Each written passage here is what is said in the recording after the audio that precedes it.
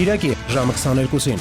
Հայկական ոռգրամոլության եւ ժուժկայության սահմանները, ձևի շուկայում կատարվածը եւ ինչից են դժգոհ ոլորտում եղանակ ստեղծողները, ինչն է խանգարում գների նվազեցմանը եւ ովքեր են դրսից միջամտում, Սուրանկյունը ներկայացնում է։ Դժվար մաքրվելն էլ է հուշում, որ թարմա ու տնական է, ես այդպես կարծում։ Մի քիչ կասկածում եմ, որովհետեւ Երևանը շատ բարակ է։ Հերթապամացի տեսախցիկն արձանագրում է Շամժյանը Վերծանում։ Ճանապարհային երթևեկության կանոնների բացահայտ խախտումներն ու բարձրաստիճան պաշտոնյաների աչքի զարնող բարձր դասի մեքենաները։ Ով էր նստած X5 եղեկին եւ ով էր падգամավորի համար բարեխոսում ֆոտոլրագրողին, Շամժյանը ներկայացնում է։ Սաղաթը հերու գնացեք, արագ շշուտներով։ Արագացեք։ Որը սարებ Բալանիները ներկայացում են։ Սավինստը ինձ ճանաչում են։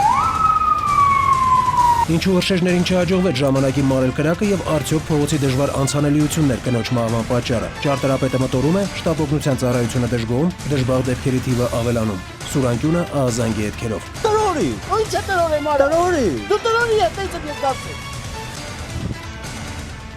Հրշեջ եւ շտապօգնության ծառայության մեքենաները դժվար թե երբևէ նման տրյուկ կիրառեն։ Какая осень в лагерях кидает листья на запретку. Հասարակությունից մեկուսացվածներն ու ազատության արժեքը, սմահազատազրկվածներն ու բանտերի բեռնաթափման գործընթացի որիսականը։ Նելի Հարությունյանի հատուկ ռեպորտաժը։ Ամեն հանցանքի,